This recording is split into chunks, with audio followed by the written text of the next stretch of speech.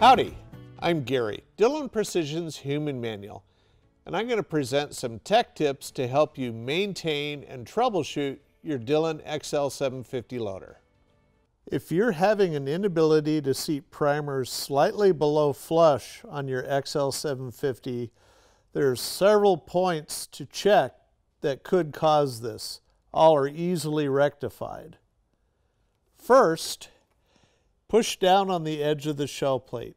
If it feels springy, then the shell plate bolt is too loose. It needs to be slightly tighter, because what will happen is the detent ball is pushing up on one side, and it just allows the shell plate to rock too much, and you get primers that are going to be canted or slightly higher on one side than on the other, but still not flush. So to check that, there's a set screw in here. Uses a 1/8 inch Allen wrench. Loosen that set screw maybe a half a turn. Lift up on the handle. Use the 1/4 inch hex key wrench. Tighten the shell plate bolt all the way down until it stops. Back it up somewhere about 1/8 to 1/4 of a turn. Hold the wrench in place and make sure that the shell plate can rotate. If the bolt is too tight, you won't be able to rotate the shell plate by hand. So when it's good, pull the handle down. Snug that set screw. It has a brass tip on it, so it easily adheres to the shell plate bolt, so you don't need to torque it down and squish it. Make sure that by operating the handle, the shell plate rotates smoothly. That's the first thing to check. A second possible cause for high primers is that the ejector wire is installed incorrectly.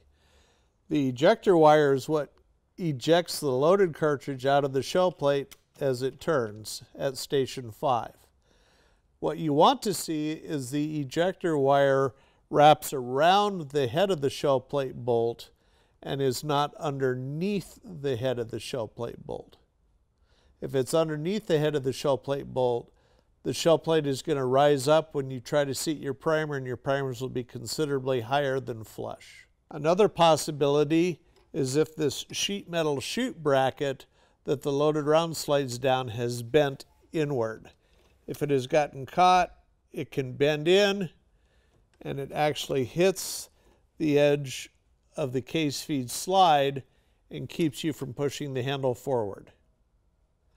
So it's not difficult to bend. You have to take it off of the machine to bend it back into place, or if you're lazy, put a zip tie around the frame to hold that back side of the ejection chute out of the way. Another possible cause for high primers is if the blue wing nut at the bottom of the powder measure failsafe rod is too tight. When you push forward on the handle to seat the primer, the coil spring above the blue wing nut should not be compressed to a solid.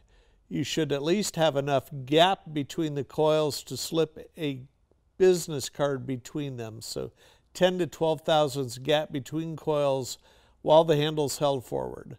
So if it's too tight, just loosen that blue wing nut a few turns, push forward on the handle, recheck the gap until the card will slide in and out of there free.